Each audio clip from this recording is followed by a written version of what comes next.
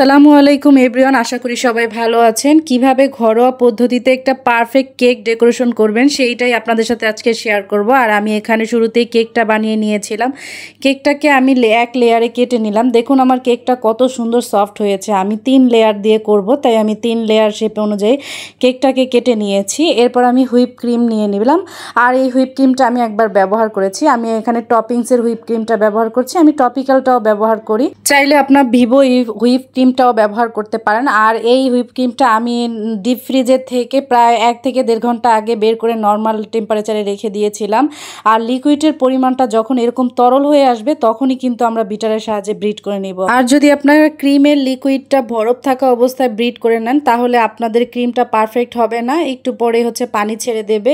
আর ক্রিমটা আপনার পারফেক্ট হয়েছে কিনা তা যখন ক্রিমটা আপনার ক্রিমের বাটিটা উল্টিয়ে নিলেন তখন দেখবেন ক্রিমটা আপনার বাটির থেকে পড়ছে না, তখনই বুঝবেন যে এটা পারফেক্ট হয়েছে। আর এখানে আমি সুগার সিরাপটা তৈরি করে নিলাম।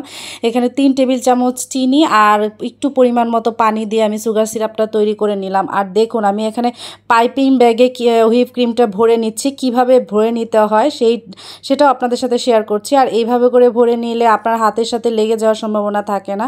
আর আমি এইভাবে সবসময় পাইপিং ব্যাগ ভরার চেষ্টা করি, আপনারাও ঠিক এইভাবে করে ভরে নেবেন। আর এই পাইপিং ব্যাগের মাথাটা আমি অল্প একটু কেটে নিলাম। এখানে আমি নজেল ব্যবহার করিনি, যেহেতু আমি উপরের ডেকোরেশনটা দিব, এখানে নজেল ব্যবহার করার কোনো প্রয়োজন নেই। নিচে একটু হুইপ ক্রিম দিয়ে আমি প্রথমে কেকের প্রথম লেয়ারটা দিয়ে দিলাম। এরপর আমি সুগার সিরাপ দিয়ে দিব। আর এখানে আপনার একটু ভালো করে সুগার সিরাপটা দিতে হবে। এরপরে আমি চারপাশে ক্রিমটা লাগিয়ে নেব। ক্রিমটা কিভাবে দিচ্ছি আপনাদের সাথে সম্পূর্ণ ভিডিওটা শেয়ার করছি। আশা করি আমার এই ভিডিওটা দেখে আপনারা বুঝে নিতে পারবেন যে আসলে কিভাবে করা যায়। আমি এখানে খুব সহজভাবে আপনাদেরকে দেখিয়েছি। আপনারা যারা নতুন তারা অবশ্যই আমার এই ডেকোরেশনটা দেখলে আপনারা বুঝতে পারবেন। এরপরে আমি আরেকটা লেয়ার দিয়ে দিলাম। আর এই লেয়ার দিয়ে দেওয়ার পরে আবারও আমি সুগার সিরাপ ব্যবহার করছি। আসলে প্রতিটা লেয়ারে আপনার সুগার সিরাপটা ব্যবহার করতে হবে। সুগার সিরাপটা দিলে আপনার কেকটা খুব সফটনেস আসবে আর কি।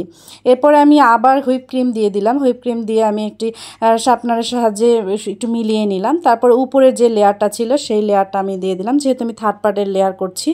আর এরপর আমি সুগার সিরাপ দিয়ে দিলাম। আর দেখুন আমি কিভাবে করে ডেকোরেশনটা করছি। এইভাবে করে করলে খুব দ্রুতভাবে ডেকোরেশন করা যায়, আপনার কষ্টটাও খুব কম হয়। আর এইভাবে করে চেষ্টা করবেন ডেকোরেশন করার জন্য। আমি যখনই আমার ঘরের কোনো বাচ্চারা কেক খেতে চায় তখন আমি এইভাবে করে কেকটা তৈরি করে দিই। খুব ঝটপটভাবে তৈরি করা যায় আর কি।